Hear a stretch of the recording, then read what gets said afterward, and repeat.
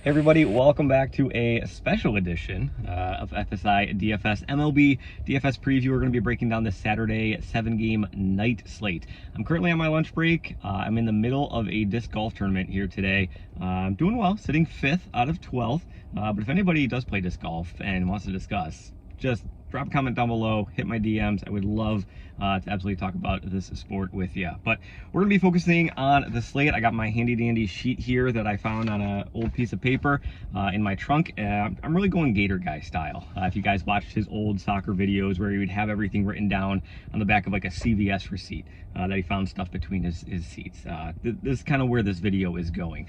But yeah, so let's just start up here at the top. I don't have the sheet, you're just gonna listen to me talk here. But up at the top, 10.9K, we got Tariq Skubal facing off against the White Sox. If you're playing cash games, so head-to-heads, double-ups, you just need to play Skubal as your SP1. Forget about the price tag. This guy has Cy Young upside in the best matchup possible against the White Sox. SP1, plug him in. After that, it gets a little bit muddied. Focusing on the guys who are priced 9K and above, we have Michael King and Sonny Gray. I would definitely prefer Gray. He comes in at $800 cheaper, and he's got a way higher strike rate just throughout the course of the season. I think it's a great GPP pivot, like if you don't want to go down to that mid-tier for your SP2, or if you don't want to go up to Skubal, I should say, and go a little bit heavier at the bats. We'll talk about builds and the formats and everything in a little bit, but I think that Gray could be a nice GPP pivot. I really just don't have much interest in King, just kind of where he sits in no man's land at 9.8. After that, there's a couple guys that I really just don't have interest in. Suarez is there. He hasn't pitched in over a month. He's coming off the IL. They just reinstated him off the 15-day IL. But even before he went on it, he just wasn't performing at a pitcher who should be priced at his range at all. So I'm going to be skipping over him as well. Really the only two guys that were in like that mid-tier that I could have a little bit interest in was Charlie Morton and Clayton Kershaw. Kershaw facing off against the Tampa Bay. Yep, facing off against Tampa Bay, and he's Kershaw. Like he's not, you know, your absolutely dominant guy, and you worry a little bit about like the Dodgers being concerned about like ramping him up and having him ready for the playoffs, or like keeping him fresh for the playoffs. I still think he's going to be able to go out there and get you 80 pitches, 85 pitches, and if he's able to do that, 7.8K, he's going to be paying off his salary price tag. A little bit higher than him in the salary, 8.1. We got Morton. But he's facing off against Washington. Not a terrifying offense in terms of like production by any means, but they are definitely a lower strikeout offense.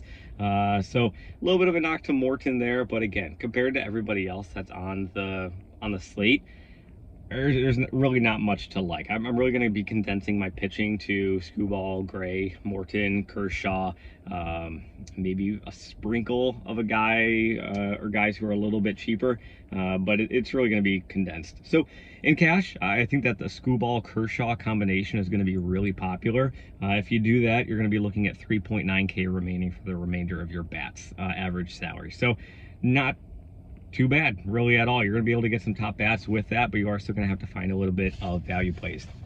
So heading over towards the bats, highest implied run total on the day is going to Detroit, facing off against the White Sox, facing off against Bush, who's just, he's not cut out to be a major league pitcher yet at this point. So really do like Detroit, and they're going to be providing a lot of the value that you're going to be seeing on this slate. Colt Keith, Torkelson, Vierling are the three guys that I did highlight when I was looking through everything. And then, so jamming those guys in, you're looking at over 4K remaining for the rest of your bats, which is entirely possible. Other high implied run total teams that we have on the board after Detroit, it's going to be Atlanta, Kansas City, Philadelphia, and the Dodgers. So really, really expensive bats on all of those teams, especially Philadelphia and the Dodgers. If you are going Philadelphia, definitely focus on the lefties there, so Harper and Schwarber and the guys alike. Atlanta, top guy from Atlanta is going to be Ozuna, but definitely Harris at the top of the lineup is certainly going to be slotting in there as well, and then nice lefty-righty matchup.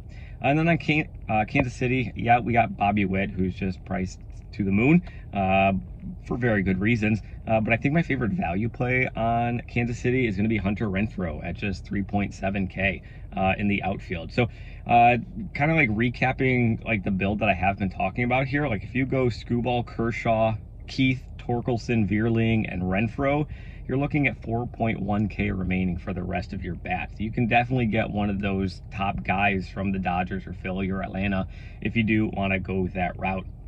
If you want to get a bigger stack of some of these higher top offenses like the Dodgers and Philly, you're going to have to go off of Skubal. And maybe just going off of Skubal and pivoting down to Gray at 9K, that's going to save you 2,000. And that's going to be not enough to jam in like a big mega stack of Philadelphia or the Dodgers, but it's certainly going to help you out in doing so, especially because Skubal is just going to see a ridiculous amount of ownership.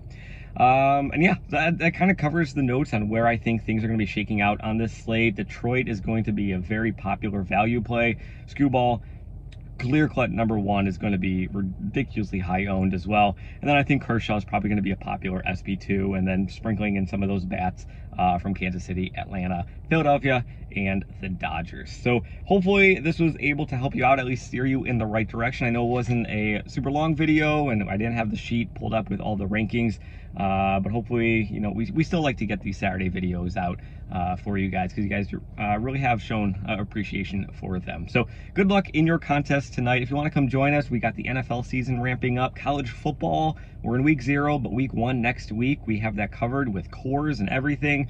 So come check us out. Link's gonna be down in the description below to our website. You can see all the pricing. You can even join our Discord for free. We have free rooms available. There's like MMA, a sports betting chat where we just kind of throw out some of our favorite plays.